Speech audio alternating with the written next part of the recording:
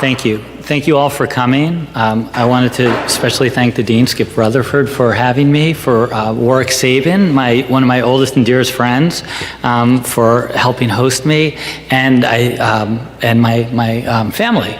Stephanie and Wiley Branton. It's always nice to be back in Arkansas, which I don't get to very frequently, but the Brantons, as most of you know, have a very kind of storied and important history here, and so I was able to name drop you guys on my taxi ride home last night. I think I got a little better service as a result. So it's always wonderful having that opportunity to be connected to such a great family. So I'm here to talk about an attack or a series of sustained attacks on the administrative state. And let me explain to you, because I know that folks may have different degrees of kind of insights or access to the information. Let me tell you, just spend a second talking about what the administrative state is. Okay, so the administrative state is the vast regulatory network that we have that provides the kind of framework, the rules and the enforcement for things like clean water and clean air, for the pharmaceuticals that we take, for our kind of understanding of the environment and our projection of kind of energy resources going forward.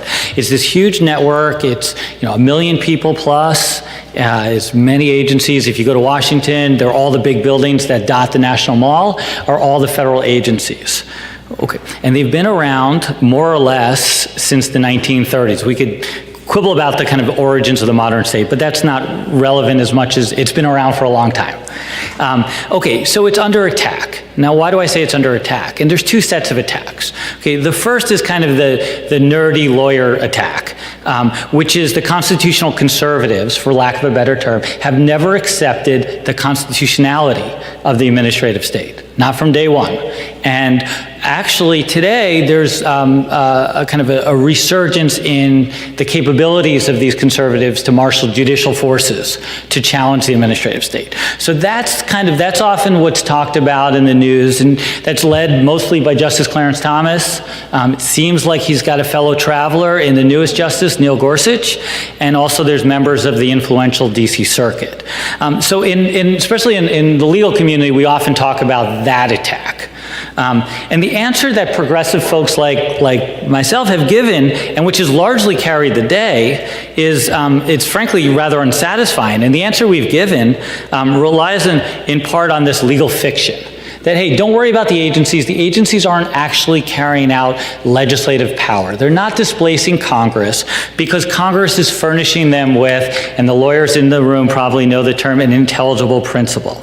The courts quickly glommed onto this notion that Congress is actually directing the agencies. And this was important in the 30s because we needed to ramp up federal services to help support the efforts to get us out of the Great Depression. So the administrative state quickly became, as a judicial matter, a fait accompli. And so now when these critics come up and say, well, the administrative state is unconstitutional, it was unconstitutional since day one, a lot of folks just say, get over it. We're not dismantling the administrative state. It would be disastrous. And it would be disastrous. And that's not a bad argument in terms of the state of the world. And so, a number of jurists can push back on it, but when push comes to shove, it's unlikely that the Supreme Court would have the votes to actually dismantle the administrative state. But as a defender of the state, I think we need to do better than to furnish an answer like get over it. I think I know my students more. I think in this particular climate as well, this political moment, that we need to do a little bit more. And so my book is in part working out a better defense of the administrative state. So as a scholar, I find it hard to just say we have this intelligible principle, and because that's not true, it's a fiction. Agencies promulgate rules that are thousands of pages long, and they're based on authority that Congress may have given the agencies 40, 50 years ago. If you're thinking about Food and Drug Administration, it's over 100 years ago. These little threads of congressional authorizations have spawned vast regulatory regimes. Okay, so I don't find that satisfying. I also worry about the complacency of my fellow travelers, the kind of smugness of getting over it. I actually think even if it doesn't result in a kind of a constitutional turn by the courts, it sows seeds of doubt. And it allows folks who would like to actually dismantle it to still chip away here and there. And I think Exhibit A for that would be the kind of today's kind of the rise in discussions or bantering about the deep state. I think that the uncertainty or the kind of unfamiliarity with what actually validates the administrative state fuels that type of talk, which I find quite pernicious. Last, I think we need to a theory that stands up to what I think is a bigger threat than that posed by the constitutional conservatives. And that's what, for lack of a better term, I'll call the neoliberal threat. Those folks accept the general premise that regulation is good and important, but they'd like to remake the state along business-like lines. Okay, we need to run government more like a business, and that drastically transforms the way our policy is formulated and our services are delivered. So here's my theory. The real problem, for those who take seriously the Constitution, as I do, the real problem with the administrative state should be understood in terms of the separation of powers.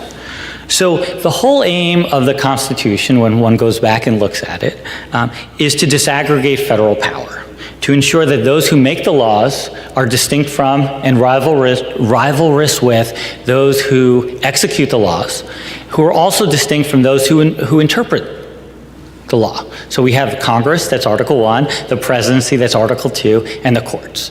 And the whole design, the grand design, is that ambition is going to counter ambition, and friction is good for our system.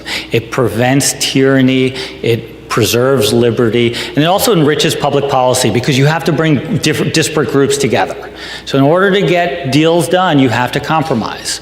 And in a system as pluralistic as ours, which is much more pluralistic than the one that the framers envisioned, I think of that as not only constitutionally necessary, but also virtuous. Okay.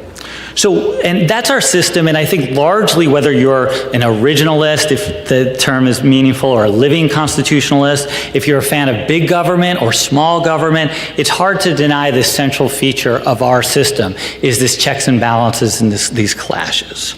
So here's the problem with agencies as I see it, or here's the potential problem. By design, they're intended to collapse the separation of powers because you get an agency, whether it's the Department of Health and Human Services, the Department of Energy, the EPA, you combine in those agencies lawmaking authority because they're writing these rules, law enforcing authority because they're finding who's breaking environmental laws or who's cheating on agricultural, the rules about antibiotics and chickens. They're doing the enforcing, and often they're doing the adjudication. So when an individual gets fined, or when someone's services are been denied, like a welfare beneficiary services are denied, the challenge is the adjudication happens within the agencies as well. So our whole system of having separated power is consolidated within agencies. And I think that is a problem. And that's the problem that folks should be concerned about.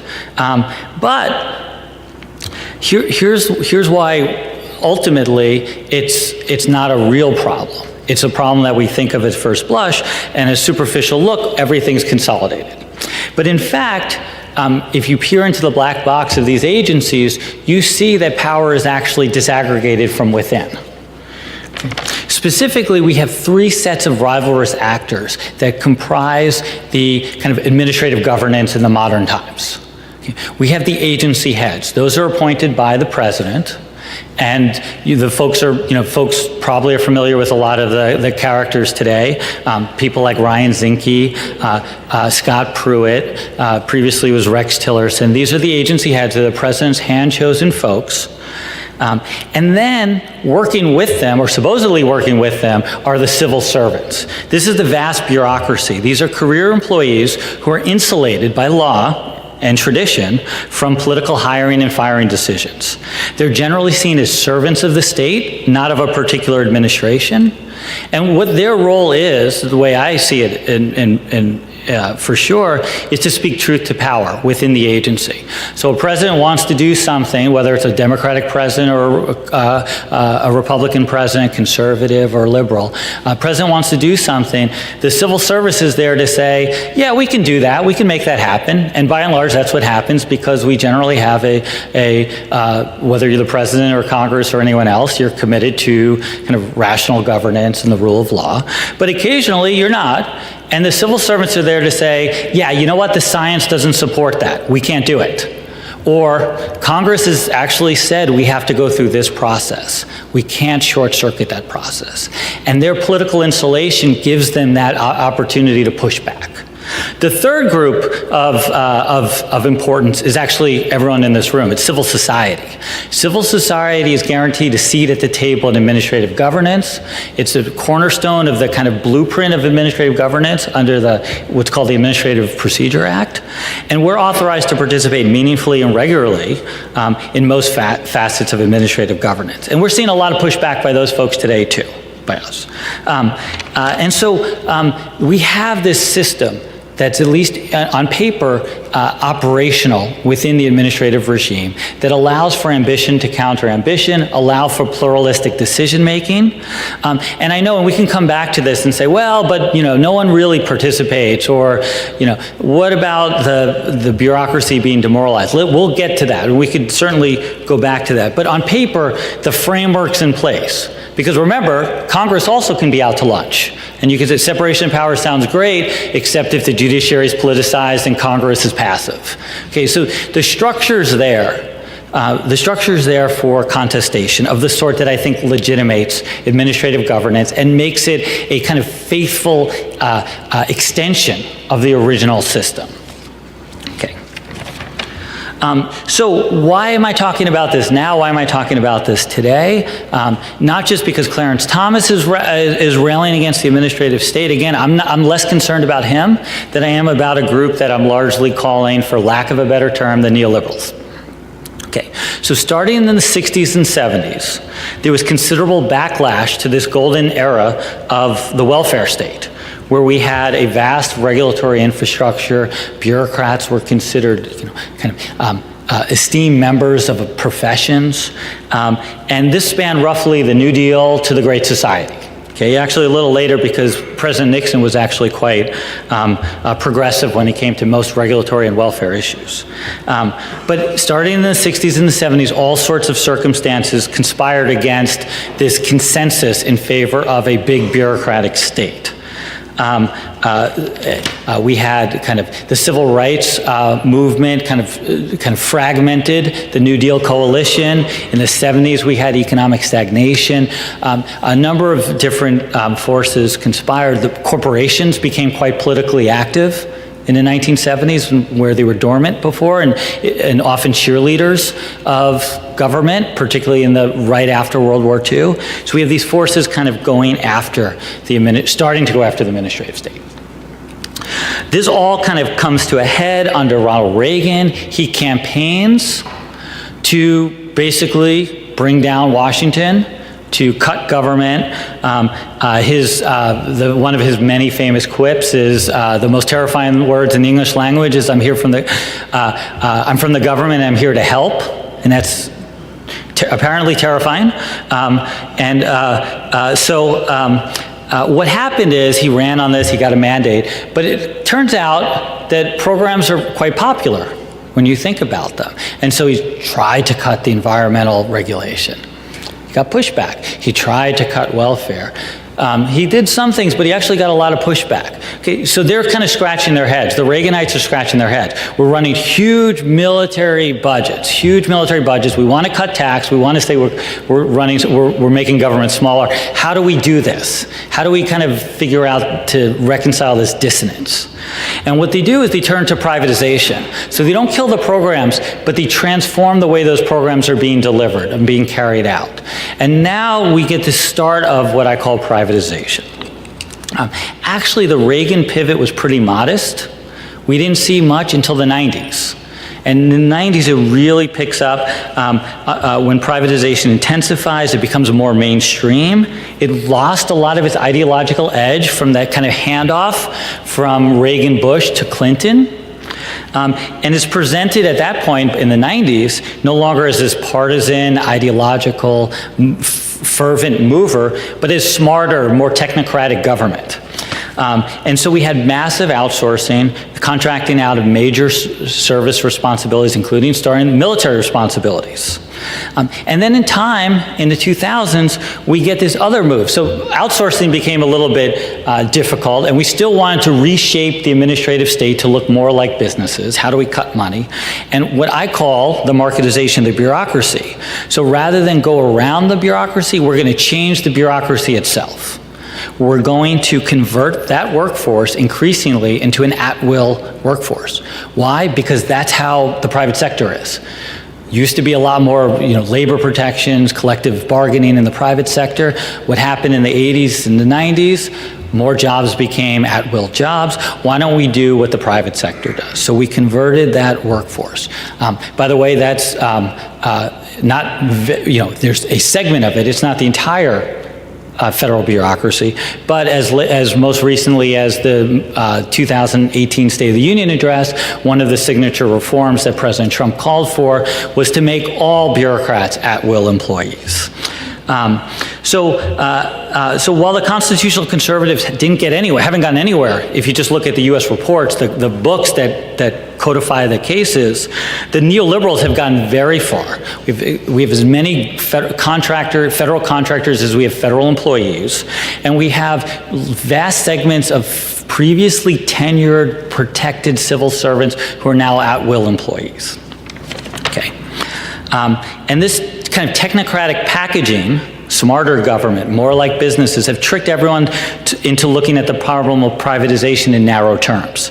Now the fight is over whether privatization actually delivers the efficiency that is promised or not. So, under those conditions, the neoliberals have already won, because we're all conceding the legitimacy, or at least in paper, of privatization, and it's just a matter of whether it's properly applied in a given instance. And of course, this is, for me, it's wrong. Because the privatization revolution that has been wrought has profoundly threatened our constitutional order. And for years, we haven't had a way of talking about privatization in constitutional terms, in part because everyone's talking about it in terms of efficiency. So again, I hope to change that conversation. So here's how. Here's why it threatens the constitutional order. Okay, so privatization outsources government jobs. Which government jobs are being outsourced? Previously bureaucratic jobs. The bureaucrats have tenure. The bureaucrats have the servants of the state. They can push back and they can say no. Or they can say, well, I'm not going to do that, but here's how we can tinker to make this happen. Contractors are paid by the agency, and they're paid only as long as the agency is happy with them. And they want not only to keep their current contracts, they want more contracts. So a lot of times when you read about privatization, you hear about the fraud and the corruption, and there's plenty of that. But the real problem in some ways is when the contractors are most compliant, because no one can see that. You can see if a company is massively defrauding the government. You can't see when they're being overly obsequious to the agency heads. And they're saying, sure, boss, okay, we can do that. So privatization weakens this administrative separation of powers, because we used to have friction, or we had the capacity for friction between the civil servants and the agency heads, but now the contractors who come in are more like yes men and women for the agency heads. And there might be a lot of advantages to that, but one disadvantage is we've lost that opportunity for contestation. Secondly, the more that privatization happens, the more policy is being developed and shaped behind closed doors. Agency policy is not being developed in the agency, which at least theoretically we can all get access to, we can all participate in meaningful ways. And now it's being done behind closed doors, or at least more parts of it are being done behind closed doors, where we don't have that access. And we don't have that access because it's not written into law, and also because they can claim those are trade secrets. And Actually, convincingly so. They are trade secrets. That's how they get their business. So the civil society component, our ability to push back and forth, our ability to shape and shift policy is weakened when that policy is being made behind in the halls of private businesses. So the effect is to concentrate power, mostly in the hands of the president and the president's agency heads. And again, this contravenes our system of separation of powers.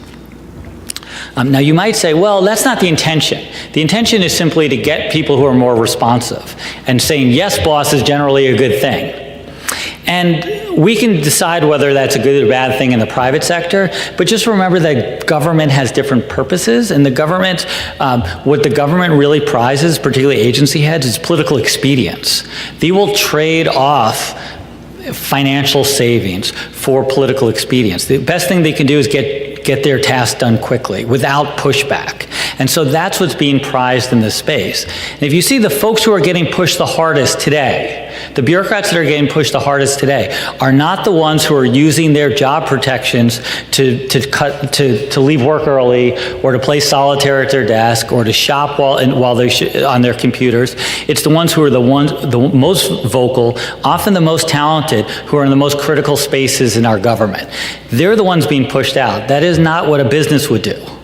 A business would want to keep those people at all cost. Politically expedient administration, whether it's President Obama's administration or President Trump's administration, wants to get out those folks who are cranky in a good way. Separation of powers is about crankiness.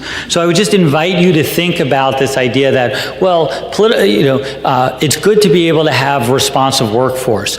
Yes, but we should be willing to pay for a little bit of slack, a little bit of lethargy from some civil servants to make sure that those who are really keeping kind of a guardianship over the agency missions are kept in place. That's not cheap, but it's something to consider. Same story about when I talk about the marketization of bureaucracy. Again, the civil service is weakened, the civil service is collapsed, and the agency heads have much more power. So that's where we are today. We're at a point where there's a lot of contracting going on and a lot of, let's say, reclassifying the bureaucracy to be more at-will employees. We've been labeling it for years and years as an economic fix. I suggest that there's a lot of constitutional concerns that underlie those things. So what are we going to do about this? Okay. Well, so when I started writing this book, I didn't think we would be at this particular political moment. The book has become, I think, more salient. And I also think the pitch for renewal is greater now, because today we feel, or at least many of us feel, as if the bureaucracy is quite important. The bureaucracy might be the last line of defense, especially if we're concerned about certain presidential policies and concerned with a Congress that's quite inert at this point. So there might be a moment for a bureaucratic renaissance, certainly more today than if we had, I believe, if we had Secretary Clinton win, because a lot of folks would continue to say, well, we should give her the authority and have her have greater control over the bureaucracy. One, she's responsible, and two, we believe in her programmatic agenda. I started writing this book under President Obama, a president whose policies I personally agree with largely, substantially, but yet I'm still concerned about the rise of executive power and the unchecked nature of that power. So what can we do? So for starters, we need to start thinking about what jobs can be insourced. How do we get those? How do we wean ourselves off contracts? Restore the civil service. Big tasks now, but again, maybe the moment is right for that. And to boost the civil service. The civil service in America has never been as esteemed as the civil service is in other modern developed political economies. What do we need to do? And here I actually say that we don't even have to look to Europe for our models, where Europe has these great institutions of public policy that are automatic feeders into the best ministries in the country. In fact, a lot of the students here, a lot of my students, their dream jobs are to be special assistant to the special assistant to the assistant secretary of whatever. I want them to be civil servants. They don't want to be civil servants because the civil service has been debased in this country for years and years and years. So how do we get them to be civil servants? And I say take a page out of the military's playbook. The military knows how to do this stuff well. The military has elite academies. The military gives good work to young men and women. The military gives continuous ongoing training. And the military also does a lot of PR work, because it's outreach to get folks to be attentive to what the bureaucracy does. Military does this really well. They're all over your kids' video games. They're all over, they help write movie scripts, including big movies like Top Gun. So they say, yeah, sure, we want to have we'll give you the jets we'll fly jets for you to film, but we want to have control over the script. And in Top Gun, when Top Gun came out, Navy recruiters stationed themselves outside of the theater to get that audience who's really jazzed about Navy flight school. Now some of the bureaucracy is a little less exciting than Navy flight school, but there's often a lot of rewarding work that could be done. And so we need to invest in this. We need to recognize that this is a commodity that needs to have public support. And if it doesn't have the public support, we're in big trouble. Okay, plenty of other things we could talk about. I want to leave as much time as possible for questions and answers. We could talk about the rise of the deep state and how that changes the neoliberal conversation. We could talk about the special case of military privatization, which I've written a lot about. We can also talk about the particular examples, such as the seeming military defiance of the president and how that fits into my story or doesn't fit into my story, or just into the moment we find ourselves in. So I'm happy to entertain any of your questions on a range of topics. Jon, thank you very much. Okay, a good opportunity here.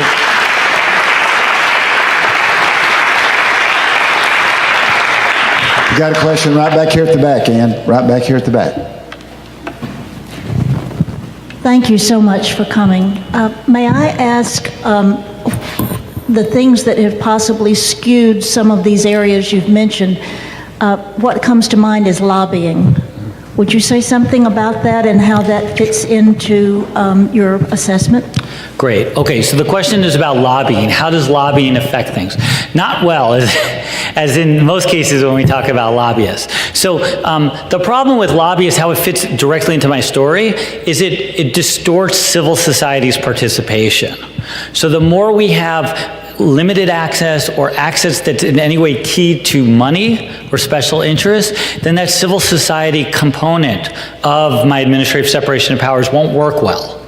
So I kind of gave you my blueprint for for civil service reform. I have another part of the book where I talk all about the ways in which we need to galvanize a more democratic, more populist form. And I know populism is kind of a tricky word today, but a grassroots form of civil society engagement to do more to kind of counteract, or at least, let's say, militate against the voice that civil society, special interest play now, which is a dominating role. When we talk about public participation, who participate? It's the lobbyists with form letters and mass mailing campaigns and everything like that.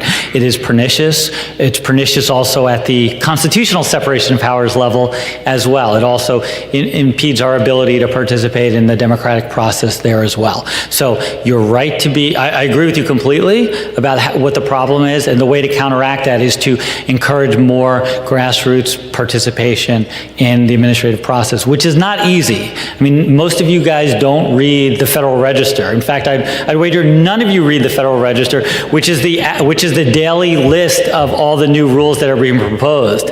If you don't read that list, you don't know what to write in about.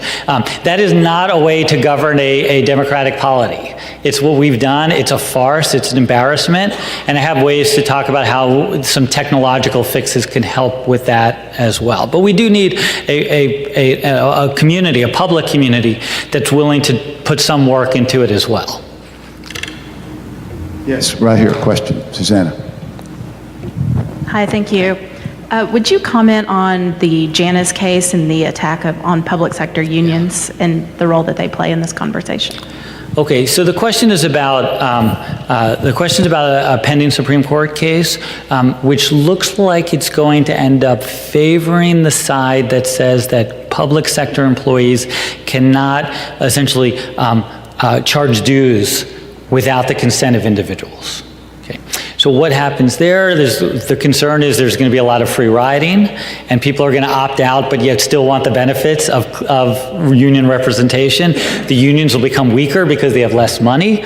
All of that is going to pose greater challenges for the bureaucracy to be in a position, one, to be a desirable institution, because it's not going to be able to bargain and demand benefits, which are also being cut, and salary raises, and meaningful work. So all of that, I think, is directly keyed to the need for kind of group representation, the collective bargaining. But again, that's an area where we see, why don't we have the government run more like a business?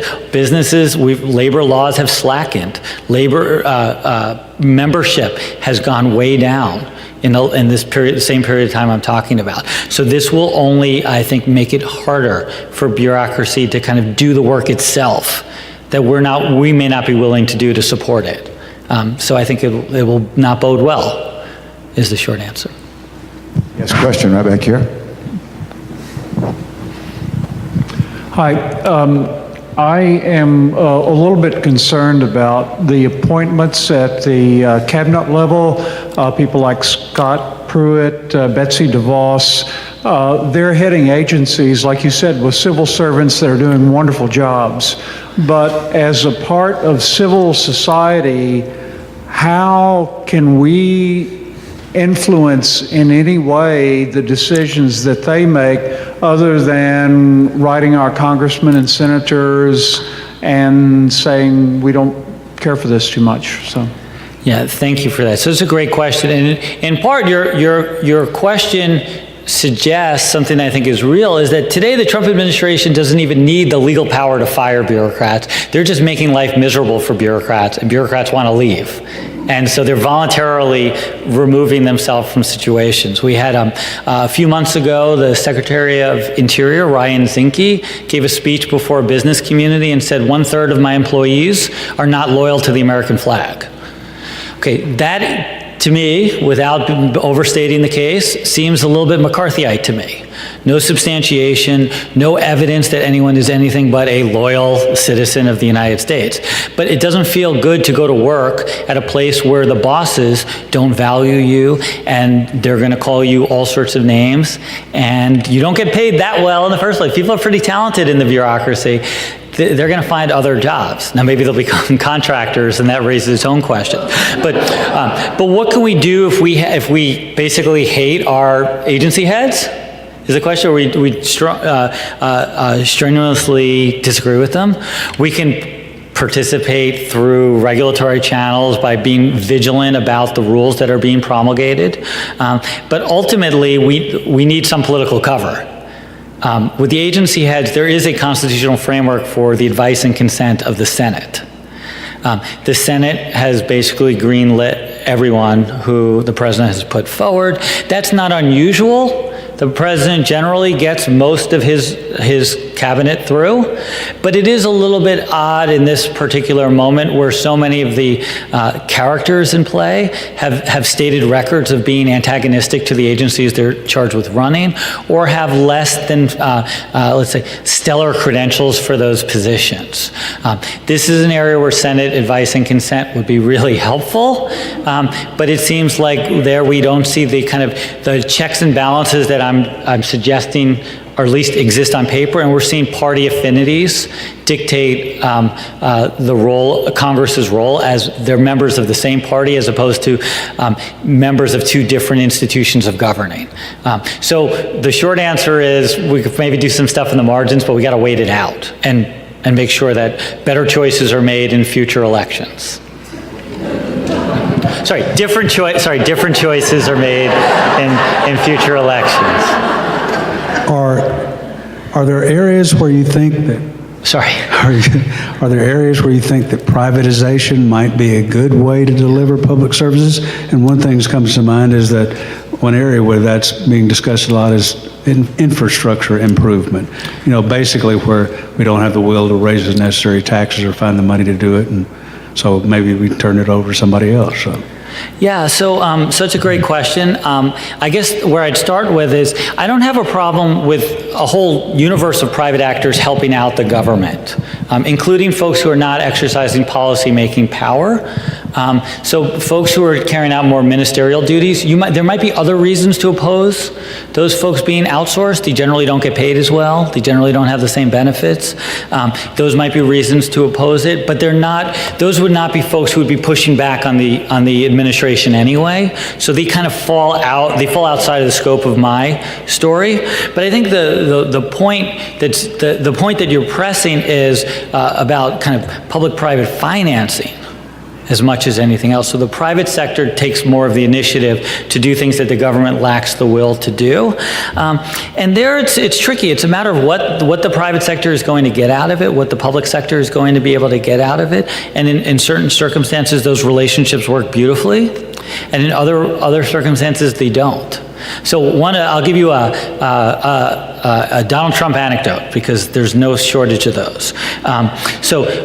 When Donald Trump was just a regular citizen, just a New York Post headline guy, in the 80s, New York City was trying to renovate its kind of storied ice rink, Woolman Rink, and it was taking forever. And the reason why it was taking forever is because New York City has rules about making sure that the private actors who are going to carry out are part of unions, and that there's safe precautions made, and they're going to do the environmental inspections to make sure it doesn't affect any other part of the ecosystem.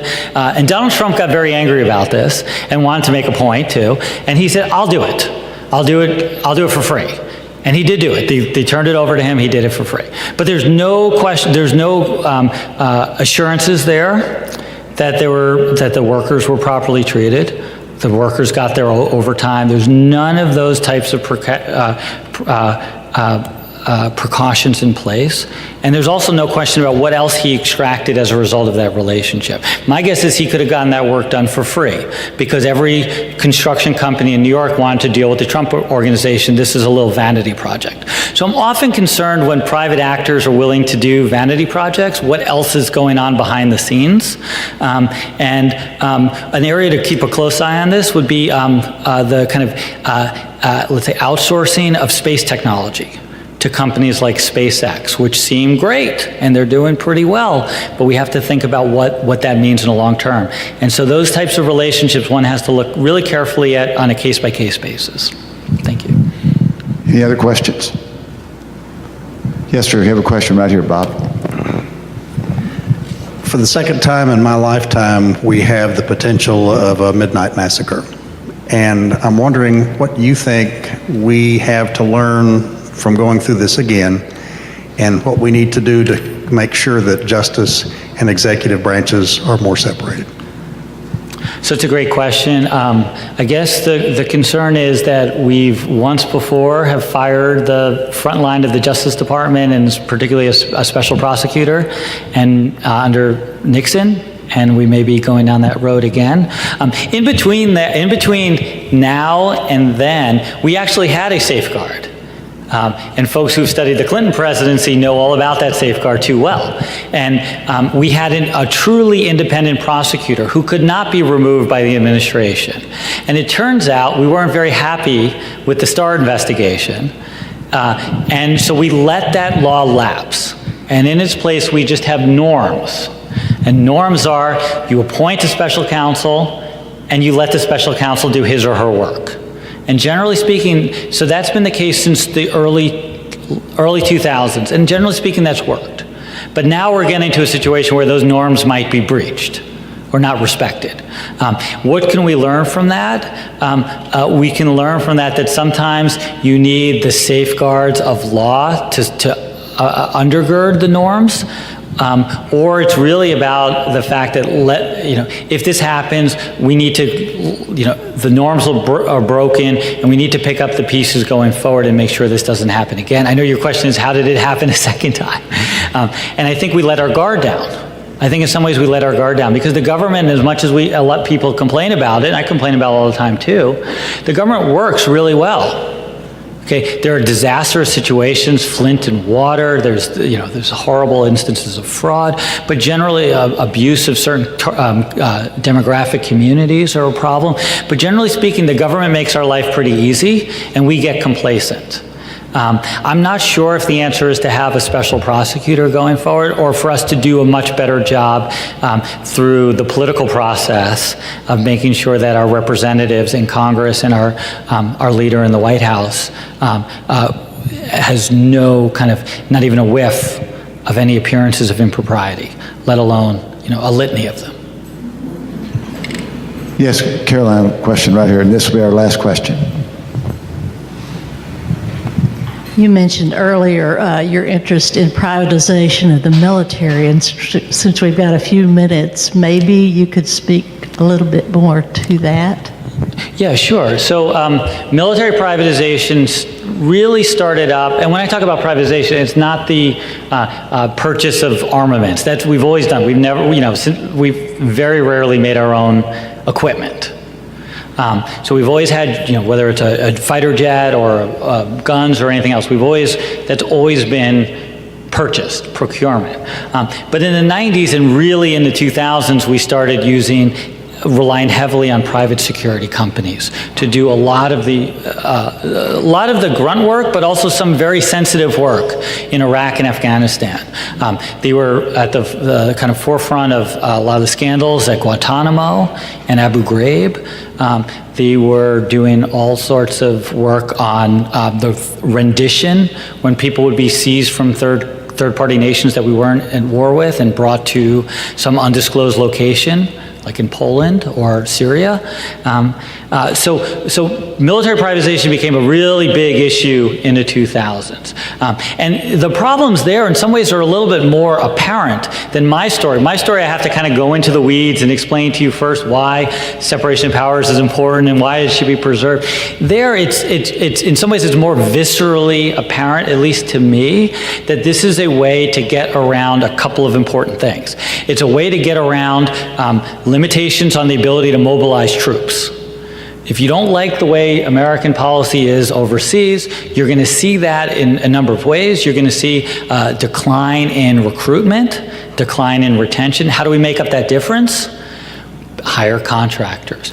Or we could have had greater and more, let's say, meaningful partnerships with other countries, but we didn't want to do that either. So we couldn't get much support from other countries. We get contractors. Another way in which the contractors help, they're not listed in the same casualty numbers. So for those who watch the news and at the end of the night, especially during the kind of the hardest days of the invasions and occupations of Iraq and Afghanistan, the casualty list would go across the screen. The list would be much longer if we also counted contractors.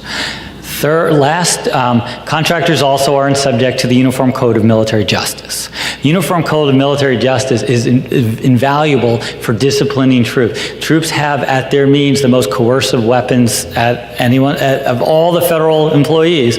They're the ones who actually have the direct means of ending people's lives or making people's lives miserable.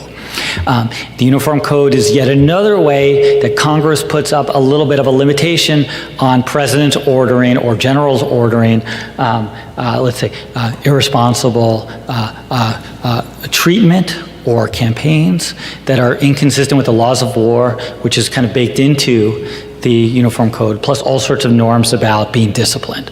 That's another way around it. You hire people who are not regulated by that, and they can get away with more. And remember, they say, well, that's kind of fantastical. Remember, right after the bombing of 9/11, Dick Cheney went on Meet the Press, and he said, we're going to have to kind of tap into our dark side. Okay, so it's not far-fetched, both because of what we see actually happened, but also the way the blueprint was laid out, that we need to get around some of these laws and restrictions that we've placed on, essentially to police ourselves. Okay, so it's a big story. It's a big deal. I know people have additional questions, and I hope you come and ask them and visit with Jon as he signs his book, Constitutional Coup. Jon, thank you very much for being here today.